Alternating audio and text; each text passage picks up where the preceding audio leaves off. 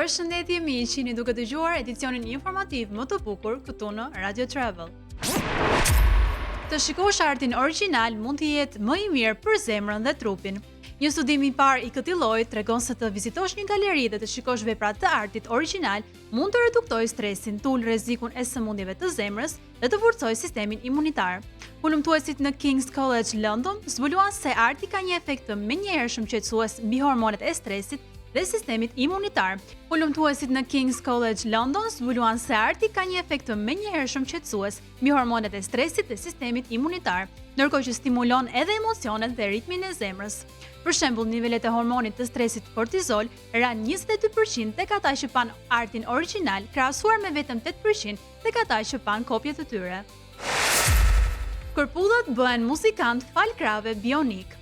Një projekt inovativ anglez po tregon se edhe natyra mund të ketë talent muzikor. Bimët dhe kërpudhat përdorin krah bionik që përkthejnë sinjalet e tyre bioelektrike në lëvizje, duke luajtur në tastirat e pianos dhe bateri elektronike. Rezultati? Një performancë unike ku dëgjuesit mund t'i shohin dhe dëgjojnë kërpudhat, duke zbuluar kreativitetin e fshehur të natyrës. Kjo nismë sfidon idenë se vetëm njerëzit mund të jenë krijues dhe tregon se natyra ka një inteligjencë të fshehur, gati për t'u zbuluar. Një histori që bashkon teknologjinë, artin dhe natyrën dhe na kujton se kreativiteti mund të vijë nga vendet më të papritura. Mjegulla që sjell shpresë në malet anti-atlas.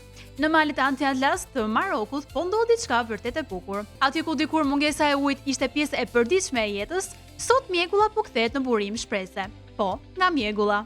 Fal një projekti super inovativ të quajtur Cloudfisher, lagështia që vjen nga mjegulla në Oqeanin Atlantik kapet përmes sanitave speciale dhe shndrohet në ujë të pishëm. Dhe shifrat janë goxha breslënse. Rreth 1600 banor kanë ujë të pastër direkt në shtëpi. Kjo do të thotë më pak lodhje, më pak ecje me orë të tëra drejt puseve të larta dhe më shumë kohë për gjëra të bukura. Në një kohë kur thatësira po godet fort Afrikën e Veriut, ky projekt po shihet si një model global. Boronicat, sekreti i vogël për një fëmijë më të shëndetshëm. Një studim i ri shkencor nga Universiteti i Colorados sugjeron se përfshirja e boronicave në ushqimin e foshnjave që në muajt e parë mund të sjellë përfitime të rëndësishme për shëndetin. Sipas studiuesve, ky frut ndihmon në forcimin e sistemit imunitar, uljen e simptomave të alergjisë dhe përmirësimin e shëndetit.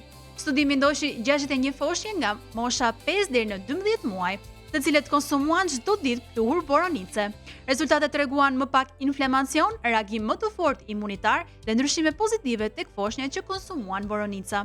Ekspertët theksojnë se vitet e para të jetës janë një periudhë kyçe për zhvillimin e shëndetit afatgjatë dhe se edhe disa boronica në ditë mund të bëjnë diferencën. Për siguri, boronicat rekomandohen të jepen në formë pureje ose të shtypura mirë sipas moshës. Nga gotat plastike tek xhaketat Flostil, moda që shpëton planetin. Nga gotat plastike tek xhaketat Flostil, moda që shpëton planetin. Një student e inxhinierie, Lauren Choi, po ndryshon modën me linjën e saj New Normal Collective. Ajo ka gjetur mënyrën për të shëndëruar gotat e kuqe plastike të hedhura pas festave në xhaketa të buta, pa lëshuar mikroplastik. Duke përdorur një makinë 3D për thurje dhe një material të veçantë natyral, Choi krijoi veshje që parandalojnë ndotjen e ujit dhe ajrit nga mikroplastika, një problem i zakonshëm me tekstilet artificiale. Koleksioni i saj është tashmë i njohur dhe shpesh shitet brenda orësh, duke treguar se moda e shndrueshme mund të jetë e bukur, funksionale dhe inovative. Xhaketat shiten nga $45 deri në $85, duke sjellë një alternativë të re për konsumatorët që duan të ndihmojnë planetin pa sakrifikuar stilin. Dhe me këtë lajm ne kemi ardhur në fund të Happy Feet dhe për ditën e sotme, por ne do të dëgjohemi sërish nesër vetëm në Radio Travel.